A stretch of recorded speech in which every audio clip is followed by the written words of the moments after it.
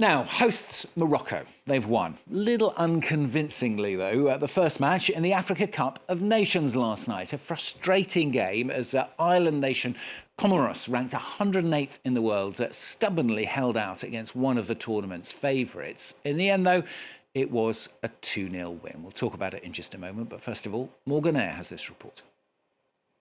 It was a successful start for Morocco as they kicked off their Africa Cup of Nations journey. But this 2-0 victory over the Comoros was no walk in the park for the Atlas Lions. In the pouring rain, Sofiane Rahimi missed a penalty in the 11th minute. But after the break, Brahim Diaz lifted the spirits of the 53,000 spectators at the Moulay Abdellah Stadium in Rabat. Before the highlight of the show 20 minutes later, a superb acrobatic overhead kick from El Kaabi to seal the deal. When you play and you win, and now you are with 3 points also, it's going to help also for the fans, because they've been incredible with us today, so we need them a lot, the fans, the people, everyone.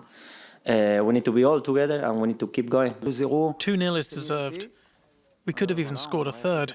We slackened off a bit in the last 5 to 7 minutes, which can be a bit, not annoying, but irritating, because you have to stay focused and respect the game until the end. But it's very, very good for the fans and for the team. And the fans were indeed very happy with their team's result. Not even the rain could dampen their good mood. The match was tense at the start, which is normal as they were opening the Africa Cup of Nations. So I understand them. But I think that with the matches to come, they will get stronger, and I can see them reaching the final. And it's mission accomplished for Morocco, who can now calmly prepare for Friday's match against Mali. Well, join me now on the programme is author and sports commentator of World Soccer magazine and specialist in sports politics, Keir Radnedge. Thanks very much for being with us on the programme. They're off then. I mean, it's a big moment, isn't it, for Morocco, both on and off the pitch? Yes, it's an enormous moment. The odd thing is that Morocco, for all their profile and strength really in African and international football, have only won the AFCON once, and that was back in 1976. So really, they've got a lot of time to make up for with this tournament. You know, they have the advantage of being host nation. And you're talking about being host nation. The big thing, of course, they've got their eye very much on the World Cup, which they're due to co-host in 2030 along with Spain and Portugal. I mean, it's a good test for them in that way, isn't it? Well, it is. It's part of momentum, I think, which particularly kicked off when Morocco became the first African country ever to reach the last 4 of a World Cup in Qatar 3 years ago. So, the momentum is all upwards. Huge interest, of course, in the Cup across Africa. I mean, it can be a little hard to get other nations around the world as interested as perhaps we might be more used to it here in Europe, of course, in the Euros and, of course, the World Cup. Yes, I think that's true. I think the peculiarities of the scheduling every 2 years and in odd different times of the AFCON hasn't helped it. But there is enormous interest beyond Morocco, beyond Africa, because so many African players are playing in Europe, in Asia, across the world. Yeah, I was looking at some of the newspaper, in fact, websites, British and American ones, and there's very little coverage, though, of it, isn't there? There is at the moment, but I'm sure that will build up, particularly over the holiday period, when in most countries the domestic football goes into holiday mode. Well, let's talk about more on the field. As we said, Morocco are one of the favourites. Egypt as well, another of the favourites. They're playing later on. They're hoping to win, in fact, for an 8th time. Striker Mohamed Salah hoping to lead the Pharaohs to victory. This tournament, though, could be his last chance to earn the continental title. I'll ask you about that in just a moment. But first of all, let's listen to this report from Caroline Bow. Mohamed Salah is all smiles as he prepares for Egypt's AFCON opening match against Zimbabwe, perhaps enjoying some distance from his Premier League troubles. The 33-year-old was dropped from Liverpool's roster in recent games and has hinted that he may not have much longer with the club. But Egypt's coach is confident that Salah will shine alongside the national team. Mohamed Salah needs to win the Africa Cup of Nations.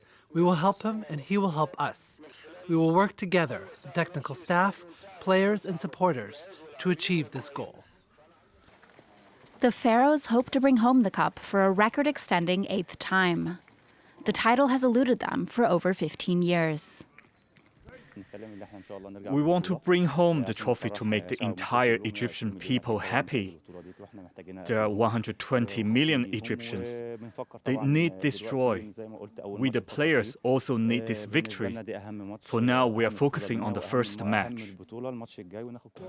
Egypt is a top contender in the competition. In the past decade, the team has twice been a runner-up in the Cup of Nations, but lost in finals to Cameroon in 2017 and Senegal in 2022. To advance, the Pharaohs will need to perform in the group stage, where they are also set to face South Africa and Angola. Well, Keir Radnedge is still with us. Do you fancy Egypt, or are there other teams you've got your eye on? Well, yes, you always have to fancy Egypt at the AFCON because of their strength, because of their players. The one worry always with Egypt, I think, is that the pressure and expectation will overwhelm them.